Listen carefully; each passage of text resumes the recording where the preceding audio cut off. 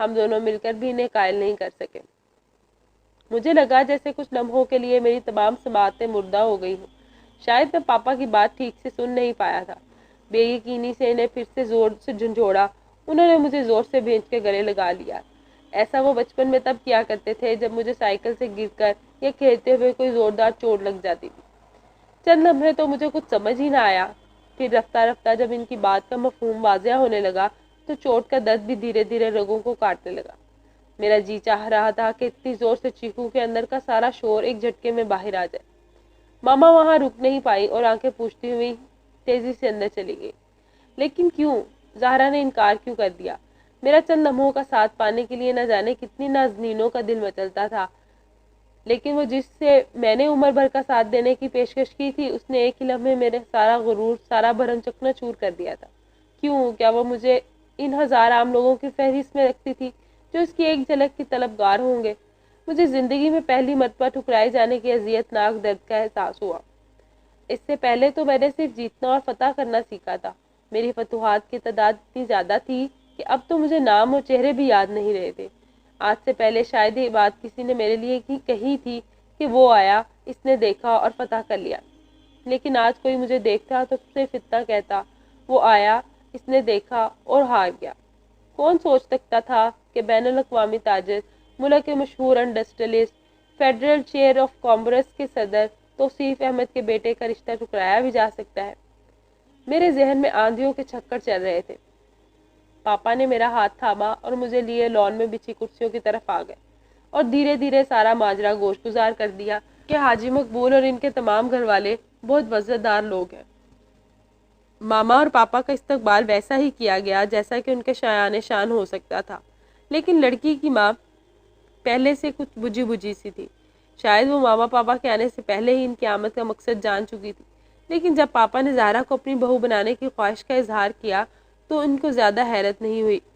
हाजी मकबूल ने पापा से कहा कि वो अपनी इकलौती बेटी से बेहद मोहब्बत करते हैं, लिहाजा वो इसकी मर्जी के बगैर कोई फैसला नहीं कर सकते। अलबत्ता उन्होंने मामा और पापा का इस बात पर बेहद शुक्रिया अदा किया कि इतने बड़े ख़ानदान ने उनकी बेटी को इतनी इज्जत दी। पापा ने फिर इस बात पर इसरार किया कि अगर हाजी साहब चाहें तो इसी वक्त अपनी बेटी की मर्जी मालूम करवा सकते हैं। मामा मेरी तस्वीर लेकर गई थी। उन्होंने वो तस्वीर हाजी मकबूल साहब की बेगम के हवाले की और वो दम सादे नतीजे के इंतजार में बैठ गई। लेकिन शायद ज़हरा की माँ को नतीजे का पहले से इल्म था, तभी वो कुछ लम्हों में वापस आ गई।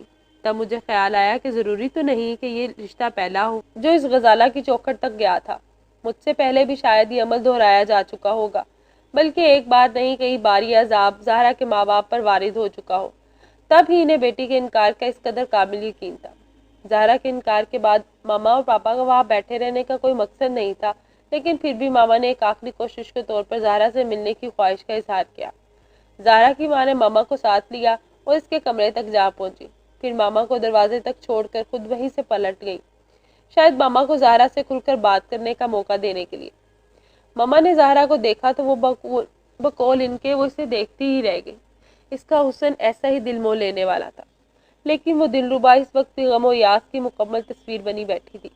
उसने मामा के कुछ बोलने से पहले ही हाथ जोड़कर इनसे माफ़ी मांग ली कि अगर इसके इनकार से मामा का दिल टूका है तो वो तहे दिल से इनसे माजरत चाहती है, लेकिन इस बद्दुआ का मजीद ना छेड़ा जाए तो बेहतर होगा, क्योंकि इसका फैसला अटल है। इसने मामा के हाथ थाम कर इनसे यह भी कहा कि जो लड़की भी इनकी बहू बनेगी वो दुनिया की सबसे ज़्यादा खुशकिस्मत लड़की होगी, लेकिन वो खुद को इस एजाज़ के काबिल नहीं समझती, लिहाजा उसे उसकी बदनसीबी का मजीद एहसास ना दिलाया जाए और मामा इस पर एहसान करेंगी। जाहिर है इस बात के बाद मामा मजीद क्या कह सकती थी। वो ज़हरा के सर पर हाथ फेर कर और शगुन के तौर पर सोने के जो जुड़ाव कंगन साथ लेके गई थी वो ज़हरा के सराने छोड़कर चली आई। पापा ने मुझसे वादा किया कि मैं ऐसा कोई काम नहीं करूँगा जिससे हमारे या ज़हरा के ख़ानदान के नाम पर कोई हरफ आए। मैं पापा को कोई झूठी तसल्ली नहीं देना चाहता था, इसलिए चुपचाप उठकर कमरे में आकर बिस्तर पर लेट गया। अब ये किस्सा इतनी आसानी से ख़त्म होने वाला नहीं था। मुझे इसे जीतना था या फिर अपनी हार की वजह मालूम करनी थी। अलबत्ता मैंने पापा की बात का इतना मान ज़रूर रखा कि मैंने बराह रास्त ज़हरा के घर जाने से एहतजाज किया, वरना मेरा दिल तो यही चाह रहा था कि मैं बिना कहीं रुके इसके घर का दरवाज़ा खोलूं और सीधे जाकर इसके सामने खड़ा हो जाऊं।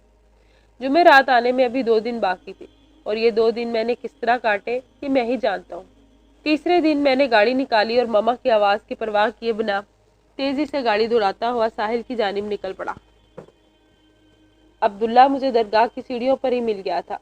शायद वो करीबी बस्ती से अपनी ज़रूरत की कुछ चीज़ें लेने के लिए दरगाह से बाहर निकला था। मुझे देखकर उसके चेहरे पर खुशी के तासुरात फैल गए। तब मुझे एहसास हुआ कि उस दिन बेहोश होने के बाद मैंने बेमुरव्वती की इंतहा ही कर दी थी। मुझे कम अज़ कम अब्दुल्ला का शुक्रिया अदा करने के लिए तो एक बार यहाँ आना चाहिए था, लेकिन अब्दुल्ला ने अपने रवैये से ज़रा भर भी एहसास नहीं होने दिया कि हम इतने दिन बाद मिल रहे हैं। मैंने अब्दुल्ला से कहा कि मुझे किसी का इंतज़ार है, वो ऊपर दरगाह में मेरा इंतज़ार करे, मैं वहीं आकर उससे तफसीली मुलाकात करूँगा। अब्दुल्ला सर हिलाकर ऊपर चला गया और मैंने वहीं पथरीली सीढ़ियों के पहले पायदान पर डेरा जमा लिया।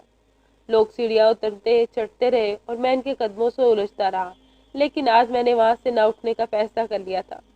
जाने मुझे यूं ही लोगों के ठोकरों में बैठे कितनी देर हो गई कि अचानक ही दूर से मुझे ज़हरा की गाड़ी रेत उड़ाती दरगाह की जानिब आती दिखाई दी। मुझे यूं लगा कि एक ही लम्हे में मेरे जिस्म का सारा खून मेरी कनपट्टियों की जानिब दौड़ने लगा हो। मैं जियानी कैफियत में खड़ा हो गया। गाड़ी करीब आकर रुक चुकी थी और इसमें से हस्बे मामूल वही पुरानी खादमा ज़हरा की माँ और खुद ज़हरा उतर रही थी।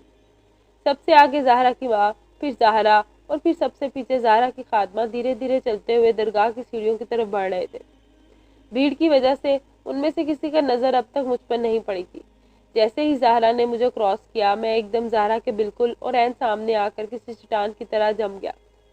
ज़हरा जो अपनी धुन में सर झुकाए आगे बढ़ रही थी, एकदम ठिठक कर रुक गई और गुस्से में कुछ कहने ही लगी थी कि मेरे चेहरे पर नज़र पड़ते ही इसके लफ्ज़ उसके सीने में ही घुट कर रह गए। मैं सरतराती हुई आवाज़ में बोला, मुझे आपसे कुछ पूछना है। नज़र की इल्तिजा। इस वक्त शायद कुछ ज़हरा के वहमो गुमान में भी नहीं होगा कि मैं यूं एकदम अचानक और सरे राह इसका रास्ता रोक लूँगा। चंद लम्हे तो वो कुछ बोल ही नहीं पाई। इसके माथे पर गुस्से झुंझलाहट के मारे चंद शक्नें उभरी और पसीने की चंद शबनमी बूंदें फिसल कर सितारा पलकों को भिगो गई। ज़हरा के वालिदा चूँकि पहले से ही सीढ़ियाँ चढ़ चुकी थी, लिहाजा इन्हें अपने पीछे हुई इस वारदात की फ़िलहाल खबर न थी। वैसे भी वहाँ इस वक्त ज़ायरीन का इस कदर हजूम था कि कोई ज़ायर ये भी महसूस नहीं कर पाया कि मैं दिन दिहाड़े किसी इफ़्फ़त माताब का रास्ता रोक के खड़ा हूँ। ज़हरा ने दोबारा निगाहें ऊपर नहीं उठाई। वो इसी तरह झुके सर के साथ लेकिन लहजे में शदीद सख्ती लिए मुझसे कहा, रास्ता छोड़े मेरा। आप एक अच्छे घराने से ताल्लुक़ रखते हैं और आपको ये सब देव नहीं देता। मैं अपनी जगह पर जमा रहा। जब तक आप मेरे सवाल का जवाब नहीं देंगी तब तक मैं यहाँ से कहीं नहीं जाऊँगा। उसकी खात्मा सरा सीमा से पीछे खड़ी सारा माजरा देख रही थी। उसके जहन में ये ख्याल भी ज़रूर खुलबुली मचा रहा होगा कि इसकी बड़ी मालकिन ऊपर दरगाह में सहन में खड़ी परेशान हो रही होंगी कि ये दोनों पीछे कहाँ रह गई। ज़हरा ज़िद होकर बोली, आखिर ऐसी कौन सी ज़रूरी बात है जिसके लिए आप यूँ। मैंने दरमियान में ही इसकी बात काटी, आपने रिश्ते से इनकार क्यों किया? आखिर मुझ में ऐसी क्या कमी है जो आपको खटकती है? ये मेरा ज़ाती मामला है, आप में कोई कमी नहीं, लेकिन मुझे इस बात का पूरा हक हासिल है कि मैं अपनी ज़िंदगी का फैसला खुद करूँ। उसकी बात नामुकम्मल रह गई और इतने में भीड़ का तेज़ रेला आया और मुझे अपनी जगह से धकेल गया। ज़हरा को आगे बढ़ने का मौका मिल गया। खादमा भी उसके पीछे लपकी। मैंने पीछे से चिल्ला कर कहा, ठीक है, बात अगर ज़िंदगी के फैसले और इस पर कायम रहने की ज़िद की है तो फिर मैं भी आपको हर जुमेरात इस दरगाह के चौखट पर पड़ा मिलूँगा। देखते हैं आपकी खामोशी पहले टूटती है या फिर मेरी सांसों की डोर। ज़हरा बिना पीछे देखे और बिना जवाब दिए तेज़ी से दरगाह की सीढ़ियाँ चढ़ गई। इस वक्त मेरा दिल चाह रहा था कि मैं इससे सारी दुनिया को आग लगा दूं। मैं उस दिन को रो रहा था जब पहली बार मेरे कदम इस दरगाह की जानिब उठे थे। ना मैं यहाँ आता, ना मेरी ज़हरा पर निगाह पड़ती और ना ही आज मेरी यह हालत होती। मैं तो भिखारियों से भी बदतर हो गया था। इन्हें तो फिर भी मांगने पर कुछ न कुछ मिल ही जाता था, पर मुझे तो ढंग से मांगना भी नहीं आता था। इसी झुंझलाहट में खुद को कोसता हुआ मैं जाने कब दरगाह के अहाते पहुँच गया। ज़हरा अपनी माँ के साथ हस्बे मामूल दुआओं में मशगूल थी। एक लम्हे के लिए मेरा दिल फिर से डूबा, लेकिन मैं दूर घड़ों के पास साए में बैठे अब्दुल्ला की जानिब बढ़ गया। अब्दुल्ला के सामने बहुत सी छोटी सीपियों और मोतियों का एक ढेर पड़ा था, जिसमें से एक दाना उठाकर वो तस्बीह बना रहा था। इसने खुश दिली से मेरा इस्तकबाल किया। आओ साहिर मियाँ आओ, देखो मैंने तुम्हारे लिए तस्बीह बनी है। عبداللہ نے ایک چھوٹی سی مگر بےحد خوبصورت تسبیح اٹھا کر مجھے دی۔ میں اپنے اندر کی تلخی کو اپنی زبان پر آنے سے نہ روک سکا۔ لیکن میں اس کا کیا کروں گا؟ میں نے تو آج تک کبھی تسبیح پڑھی ہی نہیں۔ ارے تو کیا ہوا، آج نہیں تو کل، کل نہیں تو پرسوں، کبھی نہ کبھی تو دل چاہے گا نا، تب تمہارے لیے کام آئے گی میری تسبیح۔ شاید اس کی نوبت کبھی نہ آئے، اور پھر اگر میرا دل تسبیح پڑھنے کو چاہا بھی تو میں یوں دانوں پر گن گن کر نہیں پڑھوں گا۔ خدا کی عبادت یہ بے پر مول تول کیسا؟ اس کی شان میں تسبیح پڑھنی ہو تو پھر یہ گنتی کیسی؟ عبداللہ نے چونک کر سر اٹھایا اور پھر کچھ دیر تک مجھے عجیب نظروں سے دیکھتا رہا۔ بہت بڑی بات کہہ دی تم نے۔ ہاں، معاملہ اب اس کی یاد کا ہو تو پھر یہ گنتی کیسی؟ لیکن مجھ جیسے عام بندے تو اس کی یاد میں بھی اس گنتی کا ڈھکوسلا شامل کر کے ہی دیتے ہیں۔ اور پھر یہ تسبیح بننا تو ویسے بھی میری مجبوری ہے، کیونکہ میرے روزگار کا فقط یہی ذریعہ ہے۔ کیا مطلب؟ کیا تم تسبیح کی یہ مالائیں فروخت بھی کرتے ہو؟ عبداللہ میری حیرت دیکھ کر مسکرایا۔ جی ساحر میاں، آخر اپنا اور اپنی بیوی بچوں کا پیٹ بھی تو پالنا ہوتا ہے۔ مجھے حیرت کا ایک اور جھٹکا لگا۔ تمہارے بیوی بچے؟ کیا تم شادی شدہ ہو؟ کیوں، اس میں حیرت کی کیا بات ہے؟ کیا میں شادی شدہ نہیں ہو سکتا؟ میں گڑبڑا سا گیا۔ نہیں، میرا یہ مطلب نہیں تھا۔ دراصل ایسی درگاہوں میں اور ان میں بسنے والوں کو دیکھ کر ہمیشہ ساری دنیا تیاگ دینے والی مخلوق کا خیال آتا ہے۔ شاید اسی لیے مجھے حیرت ہو رہی ہے۔ جانے مجھے جیسے ہر مجاور یا درگاہ کے متولی کو دیکھتے ہی لوگ اپنے آپ ہی کیسے باور کر لیتے ہیں کہ ہم ساری دنیا تیاگ کر یہاں بیٹھے ہیں، جبکہ ہمارا مذہب میں واضح طور پر رہبانیت سے منع کیا گیا ہے۔ میں نے تمہیں پہلے بھی بتایا کہ یہ درگاہ میرے سفر کا بس ایک پڑاؤ ہی تو ہے۔ اور تمہارے بیوی بچے وہ کہاں رہتے ہیں؟ شادی کب ہوئی تمہاری؟ 3 سال ہو گئے ہیں میری شادی کو۔ ایک بیٹا ہے میرا، احمد نام ہے اس کا۔ پچھلے ہی ہفتے ماشاءاللہ پورے 2 سال کا ہوا ہے۔ میری بیوی اور بچہ یہاں سے تقریباً 120 کلومیٹر دور میرے چھوٹے سے گاؤں میں رہتے ہیں۔ میں ہر پندروارے ان سے ملنے جاتا ہوں۔ حاکم بابا مجھ پہ خاص مہربان ہے، اس لیے عید، شب رات اور دیگر چھٹیاں بھی انہی کے ساتھ اپنے گھر میں مناتا ہوں۔ عبداللہ بولتا جا رہا تھا اور میں حیرت میں ڈوبا سن رہا تھا۔ یہ شخص ہر کروٹ پر میرے لیے اپنے اندر سے تحیر اور تجسس کی ایک پوٹلی لیے برآمد ہوتا تھا۔ میں عبداللہ کی باتوں میں اس قدر کھویا ہوا تھا کہ مجھے زہرا اور اس کی ماں کے اٹھنے کا پتہ ہی نہیں چلا۔ میں اس وقت چونکا جب اس اشوائے طراز کی نازک قدم میرے سامنے سے گزرے۔ میں نے چونک کر جلدی سے نظر اٹھائی اور پل بھر میں ہی یہ کیا غضب ہو گیا۔ اس راج ہنسنی کی ترچھی نظر بے خیالی میں میری جانب اٹھی اور لمحے کے 1000ویں حصے میری روح کے خرمن کو جلا کر خاست کر گئی۔ اس نے عبداللہ کی جانب نظر بدل کر عبداللہ کو دھیرے سے سلام کیا اور آگے بڑھ گئی۔ میرے دل کو جو چند لمحوں کا قرار میسر آیا تھا وہ سب چین قرار اپنے ساتھ ہی لوٹ کر لے گئی۔ میرا جی چاہا کہ آگے بڑھ کر اس کا راستہ روک لوں اور تب تک نہ جانے دوں جب تک وہ تھک کر ہتھیار نہ ڈال دے، لیکن میں اپنی جگہ سے حرکت بھی نہیں کر پایا تھا۔ وہ درگاہ کے احاطے سے نکلی۔ عبداللہ غور سے میرے چہرے پر آتی جاتی اس دھوپ چھاؤں کو دیکھ رہا تھا۔ اس نے آہستہ سے کھنکار کر میرے خیالات کا تسلسل توڑ دیا۔ میں نے ایک بات محسوس کی ہے کہ جب بھی کسی لڑکی کو دیکھتے ہو کسی اور ہی دنیا میں چلے جاتے ہو۔ اس دن اسے پانی پلاتے وقت بھی تمہاری حالت کچھ ایسی ہی تھی۔ میں نے چونک کر عبداللہ کی جانب دیکھا، گویا سارے زمانے کو میری حالت کی خبر تھی، صرف میں ہی خود اپنے آپ سے بے خبر تھا۔ سچی بات تو یہ ہے کہ میں صرف اس لڑکی کی ایک جھلک پانے کے لیے آج تک درگاہ کے چکر کاٹتا رہا ہوں، لیکن آج بھی میں اس سے اتنا ہی دور ہوں جتنا پہلے دن تھا۔ عبداللہ ہلکے سے مسکرایا۔ محبت کرتے ہو اس لڑکی سے؟ میں نے گہری سی سانس لے کر آنکھیں بند لے کر لی۔ جانے کیا ہے، محبت یا کچھ اور اس کے سوا، کبھی کبھی تو لگتا ہے صرف اور صرف درد اور بے چینی کا رشتہ ہے۔ میں نے اپنی پوری زندگی میں اتنی اذیت آج تک محسوس نہیں کی۔ جانے یہ کیسی محبت ہے، اور اگر یہی وہ جذبہ ہے جس کے اظہار کے لیے شاعروں نے دیوان کے دیوان لکھ مارے ہیں، تو ایسے تمام دیوان، تمام قدم خانوں کو آگ لگا دینی چاہیے جو اس جذبے کو خوبصورتی اور حمایت بیان کرتے ہیں۔ عبداللہ میری بات سن کر ہنس دیا۔ ارے ابھی سے گھبرا گئے؟ شاید تم نے غالب کو زیادہ نہیں پڑھا۔ چچا، غالب تو پہلے ہی خبردار کر دیا تھا، یہ عشق نہیں آسان، بس اتنا سمجھ لیجئے، ایک آگ کا دریا ہے اور ڈوب کے جانا ہے۔ ویسے کچھ جگہوں پر تیر کر جانا بھی درج ہے۔ میں نے غور سے عبداللہ کو دیکھا۔ تم نے آج تک کبھی کھول کر نہیں بتایا کہ تم کتنا پڑھے ہو۔ میرا مطلب ہے کوئی ڈگری وغیرہ۔ کیا کوئی سند ہی انسان کی شخصیت کی پہچان ہوتی ہے؟ بہرحال تم نے تیسری مرتبہ یہ سوال پوچھا ہے تو بتائے دیتا ہوں، میں نے اردو ادب میں ماسٹر کیا ہے۔ یہ ایک اور جھٹکا تھا جو اس دن میں نے سہا۔ ایسے عبداللہ کے معاملے میں اب تک مجھے ان سرپرائزز کا عادی ہو جانا چاہیے تھا، لیکن میں پھر بھی چونکنے سے باز نہیں آتا تھا۔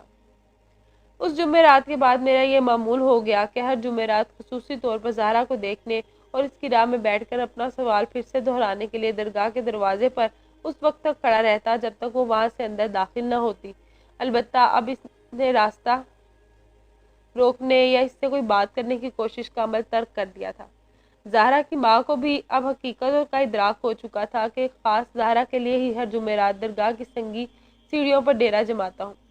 وہ خاموشی سے اس وقت تک وہاں بیٹھا رہتا ہوں جب تک وہ نیلم پری درگاہ سے واپس لوٹ نہیں جاتی۔ پہلی مرتبہ تو زہرا کی والدہ بھی مجھے وہاں اسی اجڑی حالت میں بیٹھا دیکھ کر بالکل گھبرا سی گئی۔ میری شیپ بہت بڑھ چکی تھی اور جینز اور شرٹ بھی بالکل ملگجی ہو رہی تھی۔ ان کی آنکھیں بھر آئیں، منہ سے کوئی لفظ نہیں نکل سکا اور بہت دیر تک گمسم کھڑی رہی۔ میں ان سے نظر نہیں ملا پایا۔ وہ میرے سر پر ہاتھ رکھ کر سیڑھیاں چڑھ گئی، لیکن اگر میں زہرا کی ماں سے نظر نہیں ملا پایا تھا تو دوسری جانب زہرا بھی میری طرف دیکھنے سے احتجاج کرتی اور تیزی سے آگے بڑھ جاتی۔ رفتہ رفتہ میری نظر کی اس التجا اور زہرا کی نظر کی اس بے رحم احتجاج کا یہ کھیل ہمارا معمول ہی بنتا گیا۔ ایک جمعرات کے بعد دوسری جمعرات آتی گئی اور میں اپنی ہر التجا، اپنی ہر بے بسی اور اپنی ہر طاقت اپنی اسی ایک نظر پر سموتا گیا جو درگاہ کی ان سیڑھیوں پر بیٹھے ہر جمعرات میں اس سنگ دل کے قدموں پر نشاور کرتا تھا۔ لیکن اس سنگ مرمر کی مہورت کو پگھلنا نہ تھا، نہ وہ پگھلی۔ لیکن میں نے بھی نظر کی اس خاموش جنگ کو اس کے منطقی انجام تک لڑنے کا فیصلہ کر لیا تھا۔ میری پڑھائی، دوست اور رنگا رنگ زندگی کی ہر خوشی مصروفیت مجھ سے چھن چکی تھی۔ ماما اور پاپا دن رات میری حالت دیکھ کر کٹتے اور جلتے رہتے، لیکن وہ دونوں بھی میری ضد اور جنون سے اچھی طرح واقف تھے، اس لیے ماما کے دن رات بہتے ہوئے آنسو بھی مجھے میری دیوانگی کی راہ سے نہیں ہٹا سکے۔ پھر ایک جمعرات ایک عجیب سی بات ہوئی۔ اب میں نے درگاہ کے اندر جانا تقریباً موقوف ہی کر دیا تھا اور زہرا کے آنے سے پہلے درگاہ کے بیرونی سیڑھی پر بیٹھ جاتا تھا۔ جب زہرا آ کر اوپر درگاہ میں چلی جاتی تب بھی اس وقت تک باہر ہی بیٹھا رہتا اور زہرا کی واپسی کا انتظار کرتا۔ وہ پلٹ کر واپس چلی جاتی تو میں گھر کی راہ لیتا۔ جانے کن خیالوں میں کھویا ریت پر آڑی ترچھی لکیریں کھینچ رہا تھا کہ اچانک ایک کڑک دار آواز سن کر چونک کر نظریں اٹھائیں۔ کچھ دیر تک تو سورج کی کرنوں سے چندھائی ہوئی میری نظریں اس شخص کے خاکے کو پہچان ہی نہیں پائیں جو میرے سر پر کھڑا شعر پڑھ رہا تھا۔ تیرا چہرہ ہے جب سے آنکھوں میں میری آنکھوں سے لوگ جلتے ہیں۔ اور جب اس شخص کا چہرہ واضح ہوا تو میں حیرت سے اچھل ہی تو پڑا۔ وہ حاکم بابا تھے۔ آج ان کی آنکھوں سے اس روایتی جلال کی جگہ ایک عجیب سی نرمی چھلک رہی تھی۔ میں گھبرا کر کھڑا ہو گیا۔ انہوں نے شفقت سے میرے سر پر ہاتھ پھیرا اور کچھ دیر تک مجھے غور سے دیکھتے رہے۔ میں نے حسب معمول ان کی آنکھوں کی چمک کی تاب نہ لا کر اپنی آنکھیں جھکا لی۔ تو اندر کیوں نہیں آتا لڑکے؟ یہاں باہر کیا بازار سجا رکھا ہے؟ کسے بھسم کرنا چاہتا تھا؟ وہ تو خود جل کر پہلے ہی راکھ ہو چکی ہے۔ میں نے چونک کر نظر اٹھائی، گویا انہوں نے میرے پھنسانے کا علم تھا۔ پتہ نہیں اور کتنے لوگ ہوں گے جو میری اس وحشت سے واقف ہوں گے۔ صرف اسی کو اب تک خبر نہ ہو سکی تھی کہ جس کے لیے میرا یہ سارا جنون تھا۔ میں نے دھیرے سے سر جھکا کر انہیں جواب دیا، میرا دل نہیں چاہتا اندر آنے کو۔ اور پھر اس دن آپ نے ہی تو کہا تھا کہ اپنے نفس کے پیچھے بھاگنے والوں کے لیے اس درگاہ کے احاطے میں کوئی جگہ نہیں۔ حاکم بابا مسکرائے، لگتا ہے تو نے ہماری بات دل پر لے لی ہے۔ چل آج سے ہم خود تجھے اجازت دیتے ہیں، جب کبھی دل چاہے تو اوپر آ جانا، پر یاد رکھ دل کسی کا دوست نہیں ہوتا، اس کی نہ دوستی بھلی اور نہ دشمنی اچھی۔ حاکم بابا کا یہ روپ میں نے آج تک نہیں دیکھا تھا، اتنی نرمی حلاوت تو کبھی بھی نہ تھی ان کے لہجے میں۔ وہ یوں ہی مسکراتے ہوئے اپنے چند مریدوں کے ساتھ اوپر درگاہ کی جانب بڑھ گئے اور کچھ ہی دیر میں اوپر سے ایک زائر ہاتھ میں ایک رکا اور چند کھجوریں لے کر نیچے اترا۔ وہ دونوں چیزوں کو میرے حوالے کر کے واپس لوٹ گیا۔ میں نے خط کھولا تو عبداللہ کی تحریر تھی، کہو ساحر میاں، آخر ہمارے حاکم بابا پر بھی اپنا سحر پھونک ہی ڈالا۔ یہ چند کھجوریں خود انہوں نے تمہارے لیے بھجوائی ہیں، کہتے ہیں اس دل جلے کے لیے بھجوا دو جو نیچے دھوپ میں بیٹھا سورج کے ساتھ اپنے مقدر کی جنگ لڑا ہے۔ بھئی واہ، ایسی مہربانی تو آج تک حاکم بابا نے ہم میں سے کسی پر بھی نہیں کی۔ جیتے رہو، تمہارا دوست عبداللہ۔ عبداللہ کی تحریر نے چاہے چند لمحوں کے لیے ہی صحیح میرے ہونٹوں کی ایک ہلکی سی مسکراہٹ ضرور بخش دی تھی۔ اس نوجوان کو گفتگو کا نایاب فن آتا تھا اور سب سے زیادہ آسانی اور سہولت سے ہم اگر کسی دوسرے شخص کو کوئی خوشی دے سکتے ہیں تو وہ ہماری باتیں ہی تو ہے۔ سچ یہ ہے کہ صرف لفظ ہی ہیں جو ہم سب کو بنانے اور بگاڑنے کی صلاحیت رکھتے ہیں۔ میں ابھی عبداللہ کی تحریر کے تانے بانے میں ہی الجھا ہوا تھا کہ اچانک ہی مجھے اس تیزی سے پروائی کی چلنے کا احساس ہوا جو ہمیشہ مجھے زہرا کی آمد کے وقت محسوس ہوتی تھی۔ میں نے چونک کر سر اٹھایا تو زہرا جبیں کی گاڑی آ کر رک چکی تھی۔ وہ اپنی خادمہ کے ساتھ گاڑی سے اتر کر سیڑھیوں کی جانب بڑھ رہی تھی، لیکن آج زہرا کی ماں اس کے ساتھ نہیں تھی۔ نہ جانے کیوں میں حسب معمول اور حسب توقع اس انتظار میں اس کی جانب دیکھ رہا تھا کہ کب وہ ہمیشہ کی طرح میری نظر سے بچتی ہوئی اور بنا میری طرف دیکھے درگاہ کی سیڑھیاں چڑھتی ہے۔ لیکن یہ دیکھ کر تو میرے جسم سے جیسے ساری جان ہی نکل گئی کہ اس کا رخ سیدھا میری ہی جانب تھا۔ وہ غصے میں تنتناتی ہوئی میری جانب بڑھتی چلی آ رہی تھی اور عین سامنے آ کر کھڑی ہو گئی، اور پھر اس کی یاقوتی لب ہلے۔ آخر آپ مجھ سے چاہتے کیا ہیں؟ اس طرح مجھے بدنام کر کے آپ کو کیا مل جائے گا؟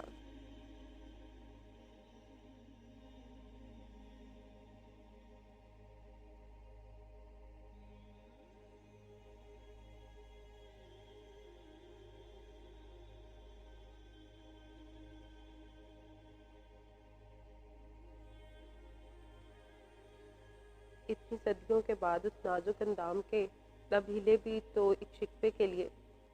غصے سے اس کا چہرہ لال ہو رہا تھا، پلکیں لرز رہی تھیں۔ میری نظر اس کی نظر سے ٹکرائی تو اس نے جھجک کر اپنی پلکیں جھکا لی۔ یہ آپ سے کس نے کہا کہ مجھ جیسا سرے راہ بیٹھا دیوانہ بھی کبھی کسی کی بدنامی کا باعث بن سکتا ہے؟ اور پھر آپ کو بدنام کرنا ہی میرا مقصد ہوتا تو میں یہاں درگاہ کے باہر بیٹھنے کی بجائے آپ کے گھر کے باہر اپنا ڈیرا جماتا۔ یہاں تو آس پاس مجھ جیسے کتنے اور کئی مقدر جلے اپنی اپنی قسمت کی دھوپ سیک رہے ہیں، پھر آپ کو مجھے سے شکوہ کیوں ہے؟ وہ غصے سے بولی، آپ اچھی طرح جانتے ہیں کہ مجھے یہ شکایت کیوں ہے۔ آپ کی اسی ضد اور ہر ڈرمی کی وجہ سے امی اتنی پریشان ہو گئی ہے کہ انہوں نے بستر پکڑ لیا ہے۔ وہ اتنی بیمار ہیں کہ آج میرے ساتھ درگاہ تک آنے کی طاقت نہیں تھی ان میں۔ آپ کیا سمجھتے ہیں کہ یہاں آس پاس بسنے والے سبھی لوگ بہرے، گونگے یا اندھے ہیں جنہیں کچھ نظر نہیں آتا؟ افسوس تو اس بات کا ہے کہ آپ نے ایک غلط مقصد کے لیے اس درگاہ جیسی پاک جگہ کا انتخاب کیا۔ شاید آپ مجھے رسوا کر کے اپنی اس حزمیت کا بدلہ چکانا چاہتے ہیں جو آپ کی ناقص رائے میں میرے انکار کی وجہ سے آپ کو اٹھانا پڑی ہے۔ اس کے لفظوں کی کئی آریاں میرے دل پر چل گئی، گویا میری ساری تپسیا کو ایک گھٹیا انتقام کا نام دیا جا رہا تھا۔ وہ ایسا کیسے سمجھ سکتی تھی؟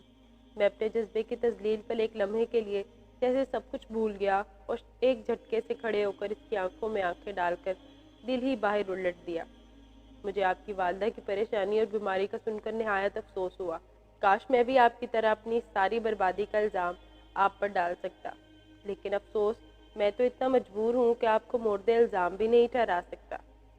یہ جو کچھ بھی ہو رہا ہے اس پر خود میرا اختیار نہیں۔ مجھے کون سا جذبہ کھینچ کر یہاں لا بٹھاتا ہے میں خود اس سے اب تک انجان ہوں۔ کاش میرا اپنے آپ پر کوئی اختیار ہوتا تو میں کبھی خود کو یوں سرے بازار رسوا نہ ہونے دیتا۔ وہ مزید زج ہو گئی، لیکن یہ تو زبردستی ہے نا؟ آپ کا جذبہ کسی دوست دھمکی کی طرح میری راہ میں رکاوٹیں کھڑی کر رہا ہے۔ بات اگر اختیار کی ہے تو میں خود بھی بے اختیار ہوں۔ آپ میری بے خودی کے راستے میں زبردستی آ کھڑے ہوئے ہیں۔ مجھے اس کم گو سے اتنی بات کی امید بھی نہ تھی، لیکن خلاف توقع اس کے پاس الفاظوں کا ذخیرہ وسیع تھا۔ آپ میرے سوال کے جواب دے دیں، میں آپ کی راہ سے ہٹ جاؤں گا۔ لیکن اس نے بھی جیسے میری ضد کے سامنے ہتھیار ڈالنے سے پہلے اپنی شرط منوانے کا تہیہ کر رکھا تھا۔ ٹھیک ہے، لیکن آپ کو بھی ایک وعدہ کرنا ہوگا کہ میرے جواب کے بعد آپ کوئی دوسرا سوال نہیں کریں گے اور آئندہ میرے راہ میں اپنے کسی جذبے کی دیوار نہیں کھڑی کریں گے۔ میں جانتا تھا کہ وہ کسی بھی جواب سے پہلے میرے ارد گرد اپنے بھرم کا آئینی قلعہ ضرور تعمیر کرے گی، لیکن اس کی بات مان لینے کے علاوہ اس وقت میرے پاس اور کوئی چارہ بھی تو نہ تھا۔ ٹھیک ہے، میں وعدہ کرتا ہوں۔ ہمارے ارد گرد زائرین کا ہجوم سیڑھیاں چڑھ اور اتر رہا تھا اور آس پاس عصر کے وقت درگاہ پر دی جانے والی ایک مخصوص جڑی بوٹی کا دھواں پھیلا ہوا تھا۔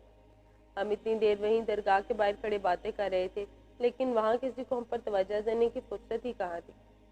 زہرا نے نقاب اپنے چہرے پر ڈال کر اسے پوری طرح ڈھک لیا۔ میں نے آپ کو پہلے بھی کہا تھا کہ آپ کے رشتے سے انکار کی وجہ آپ کی ذات میں کوئی کمی یا خرابی نہیں ہے۔ آپ ایک اعلیٰ خاندان سے تعلق رکھتے ہیں، پڑھے لکھے ہیں، اور کسی بھی لڑکی کی خوش بختی ہوگی کہ وہ آپ کے گھر کی بہو بن سکے، لیکن میری قسمت میں کاتب تقدیر نے یہ سکھ لکھا ہی نہیں۔ میری نظر میں کوئی اور سما چکا ہے، اور دل کے سودوں میں زبردستی نہیں چلتی ساحل صاحب۔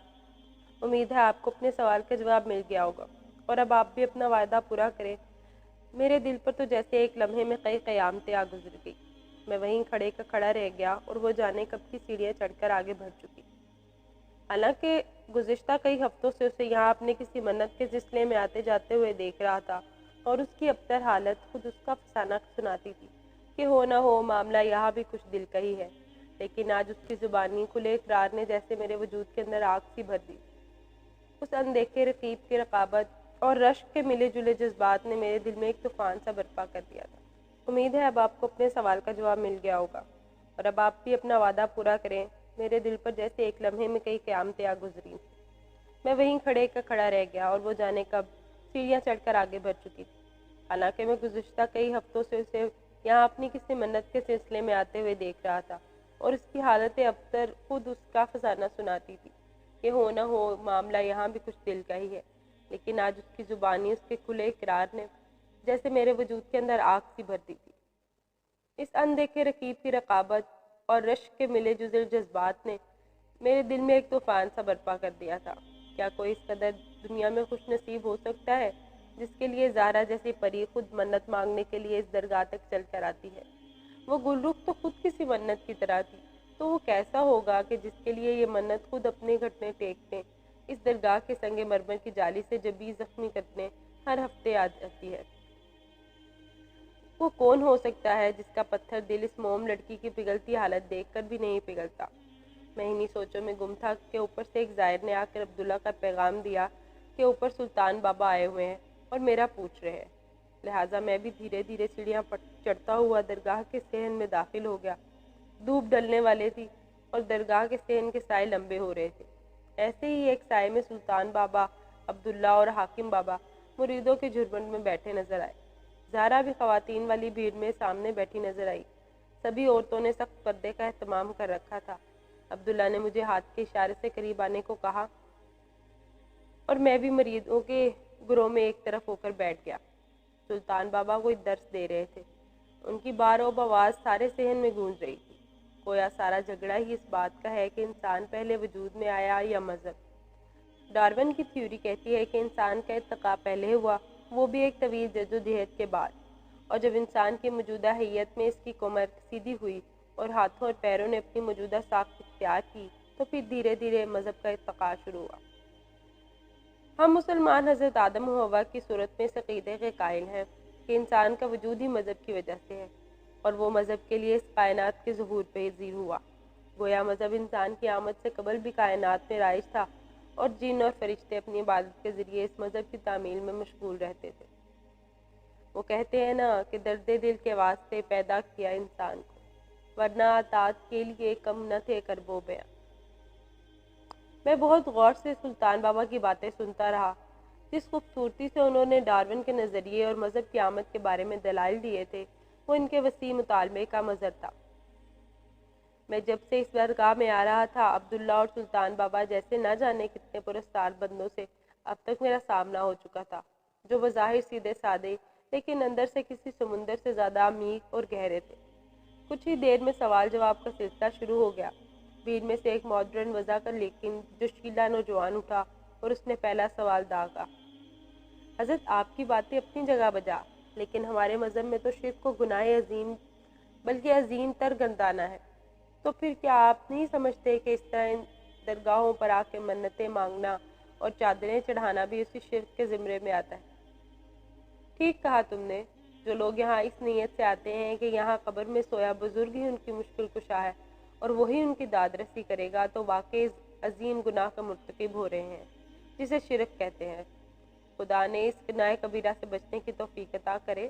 ہاں، البتہ جو لوگ اس آس پر یہاں آ کر گڑ گڑاتے ہیں کہ وہ اللہ کے ایک عاجز بندے کے آستانے پر اس امید پر آئے ہیں کہ اللہ کا یہ نیک بندہ جو اس قبر میں آنکھیں بند کیے پڑا ہے، شاید اسی کے وسیلے اور سفارش سے اللہ بھی اس کی بات سن لے اور ان کی حاجت روا ہو جائے، تو ایسی حاضری میں کوئی حرج نہیں، کیونکہ بہرحال میرا، تمہارا اس درگاہ میں دفن اس نیک بندے کا، اور ہم سب کا مالک ایک ہی ہے، میرا اللہ ہے۔ نوجوان کے تنے ہوئے چہرے پہ اطمینان کے آثار پیدا ہوئے اور اس کی آنکھوں میں کی سختی یکایک سلطان بابا کے لیے عقیدت میں بدل گئی۔ پھر کچھ اور معمول کے سوال کیے گئے۔ اس سے پہلے کہ سلطان بابا دعا کے لیے ہاتھ اٹھاتے، عورتوں کی بھیڑ میں سے زہرا کی خادمہ نے ہلکے سے سلطان بابا کے خاص مرید کے کان میں کچھ کہا۔ مرید نے اٹھ کر سلطان بابا سے عرض کی، اللہ کی ایک بندی آپ سے اپنے لیے خاص دعا کی متمنی ہے۔ سلطان بابا کے چہرے پر بڑی مبہم سی مسکراہٹ ابھری اور انہوں نے غور سے خادمہ کی جانب دیکھ کر کہا، میری دعاؤں میں اثر ہوا تو ضرور قبول ہوں گی۔ بہرحال ایک بات ابھی سے جان لو جو بہت ضروری ہے، یاد رہے کسی کو پا لینا کبھی بھی اس کو کھو دینے سے بڑا غم ہوتا ہے۔ دوسرے لفظوں میں یوں سمجھ لو کہ وصل جدائی سے بڑا المیہ ہے۔ میں نے چونک کر سلطان بابا کی طرف دیکھا، کتنی بڑی بات کہہ ڈالی تھی انہوں نے، اور کہیں ان کا اشارہ میری جانب تو نہ تھا۔ اسی لمحے سلطان بابا نے بھی پلٹ کے میری جانب دیکھا۔ میں نے گھبرا کر نظریں جھکا لی۔